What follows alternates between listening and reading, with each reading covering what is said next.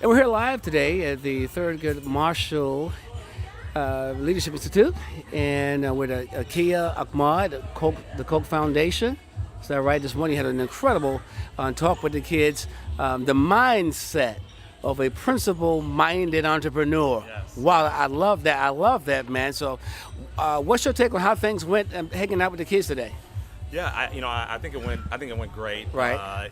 And I would say that because some of the kids come up and chatted with me afterwards. But Right. it's always great to come back to the Thurgood Marshall Leadership Institute to connect up with young minds who are passionate about finding inroads to their future, and so a number of the students had come up and said, hey, thanks a lot for the insight. Your story really resonated with me, and they're just passionate about finding ways to be principled entrepreneurs and to have that mindset. And it's very important. And again, I love the title. The mindset of a principle-minded entrepreneur.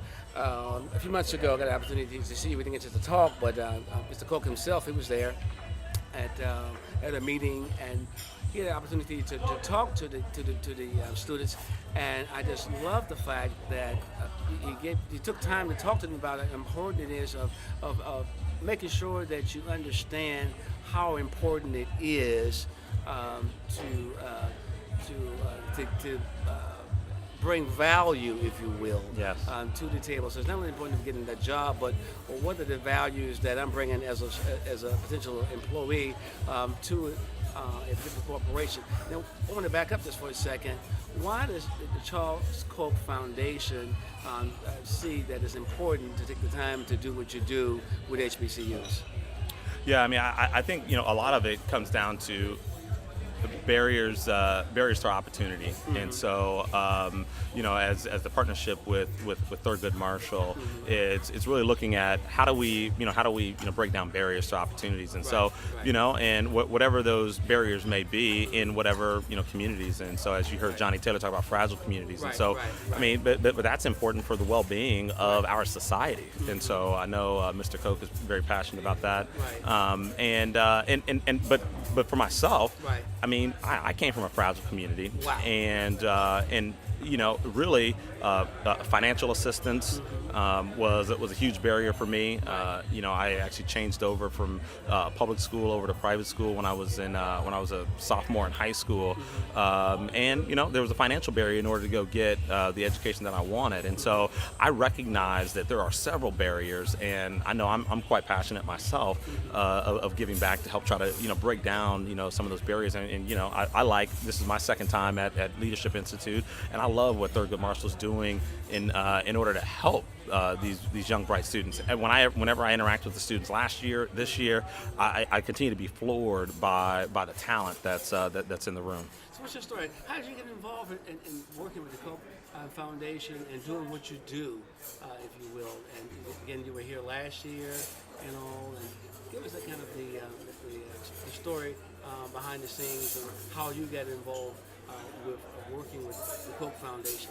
Yeah, so the great, so the unique thing about the partnership between TMCF and Koch is, one, through the foundation, as well as through Koch Industries, and so I actually work for Koch Industries. I work for Flint Hills Resources, and so my role is really to help try to kind of bring more of that practical application of the the mindset of a principal entrepreneur, and how that mindset is being applied on a day-to-day basis as you go to work. Right. And so that's a lot of the contribution from a Koch Industries perspective, is to be able to help share that knowledge, and also potentially recruit some of these students. A lot of them are getting degrees that we value, and like I said, they're highly talented. So and so that's a lot of my role is on from the Koch Industries side, is to really help bring some practical application to these concepts and ideas that we're talking about, and also to recruit. Wow, that's awesome. That's awesome. And so, what is it that you would hope that the students take away from this conference, if you will? Yeah, I think a couple things. One is to to really dig in and learn about themselves. A lot of the plenary sessions have I think shared a wealth of knowledge with the students in and around accountability, personal brand. The one that we did around the mindset of a principled entrepreneur. But all of them many of them are geared to helping the students enhance the service or the product that they might bring to a company. And so, as I had mentioned in our session, I actually think about my work product as the product of a company called Askia Ahmad LLC, which the company itself isn't recognized by the state of Kansas. Right. But in my mind, and as it relates to absolutely. So I think of what I do as I have a company that I own called Askia Ahmad LLC, and my work product is the product and service that I'm selling to Flint Hills Resources. Wow. Well, guess what? Much like any other corporation who works on branding, who works on marketing, strategy, understanding your core capabilities, all of those things, and then lastly executing for your customer. Well, guess what? I have to do that working for my business, Askia Ahmad LLC, and so I'm not immune to any of those things that a major company has to do in order to deliver. And so basically my customer tells me every 2 weeks whether or not I continue to do a good job for them. So that's the mindset that I have. And so I have a team of folks that I work with who keep me bolstered up there at Flint Hills Resources, and we go and try to drive extraordinary change leveraging technology within the fuels industry. And so I'm pretty passionate about it, and I love to give back and come and share part of my story and then the things that I've learned throughout my career about being a principled entrepreneur. And I tell you what, man, I don't have a reason to think that that's going to stop anytime soon. One thing before we wrap it up right quickly, exactly what is the mindset of a principled minded entrepreneur? I mean, exactly what do you mean with using the term principled minded? Yeah. So a lot of it is when people think about entrepreneurship, they think about owning their own business, owning their own company, and it's usually about going out and trying to make a profit. And so it's I got a good or a service that I need to go sell to people, and I need to go make a profit. And the principle, and so we think about that in terms of kind of getting results. The principle side is around getting results the right way, and so to ensure that there's mutual benefit when you're going to go get those results. So it's not a win-lose situation. We think a principled entrepreneur is looking for win-wins. And so to where you have a mutual benefit, a mutual exchange. So the mindset of a principled entrepreneur, you have to have integrity. You have to have courage.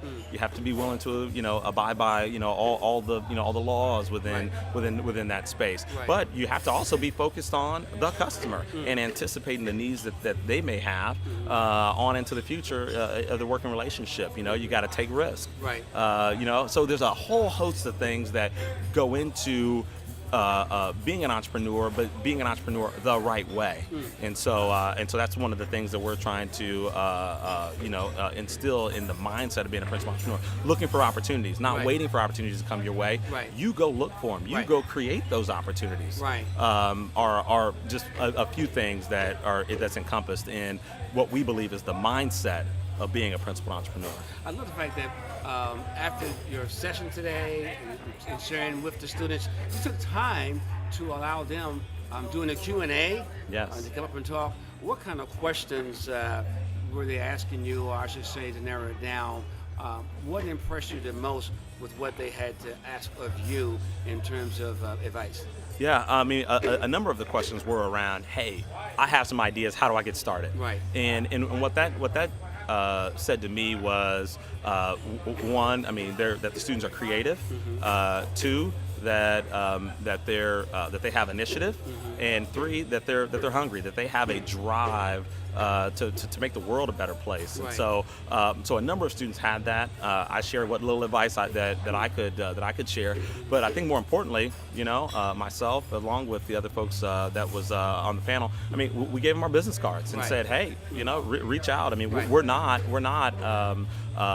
unreachable. Here's my business card. email me. We can Right. bat around ideas, Right. all day long. And then if I happen to know somebody that can help you execute on any of those, I would love to put you in contact. So I think their initiative, their drive, Right. and their passion for wanting to make the world a better place, I think is one of the things that came out. And to do it in a way that helps create value and drive good profit, which is the title of Mr. Koch's book. But they want to be successful and measure their success in terms of good profit. Wow, that's awesome. Hey, thanks a lot for taking time to the work. Yeah, absolutely. Thank you so much. God Appreciate bless. it. Yep. All right. Same to you. Bye-bye.